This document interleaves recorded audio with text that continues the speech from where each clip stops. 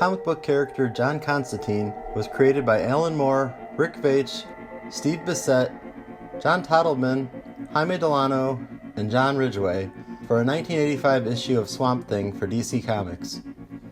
The character was a hit and was given his own series a few years later that ran for 25 years. The character has appeared in comics, films, animation, television shows, music, books, and video games. In 1993, Alan Moore revealed that his character hasn't limited himself to those media outlets. He's stepped off the pages and visited his creator in real life. Wilder yet, Moore is not the only Constantine writer to make this claim.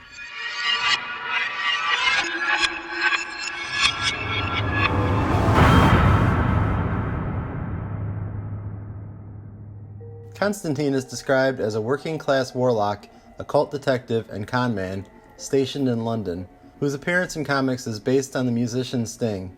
He is not based on a real person. Despite this, he appears to have become an actual entity of some kind. In 1993, Alan Moore, one of Constantine's creators, related a story to Wizard magazine. It happened just after the character had been introduced in 1985, while he was in Westminster in London. He was sitting in a sandwich bar. He related, "All of a sudden, up the stairs came John Constantine. He was wearing the trench coat, a short cut. He didn't even look exactly like Sting. He looked exactly like John Constantine. He looked at me, stared me straight in the eyes, smiled, nodded almost conspiratorially, and then just walked off around the corner to the other part of the snack bar. He said that after it happened, he was tempted to follow the character, but opted to finish his sandwich and just leave." He finished his story with, "I'm not making any claims or anything. I'm just saying that it happened." Oddly enough, this wasn't his only run-in with John Constantine. Some years later, he was at a different place when the character stepped out of the shadows and whispered to him, "I'll tell you the ultimate secret of magic.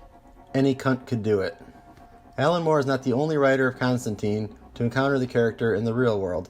In 2009, original Hellblazer writer Jaime Delano related that he too had encountered the character, this time in front of the British Museum in London. Of it, he said, "We passed once on the street.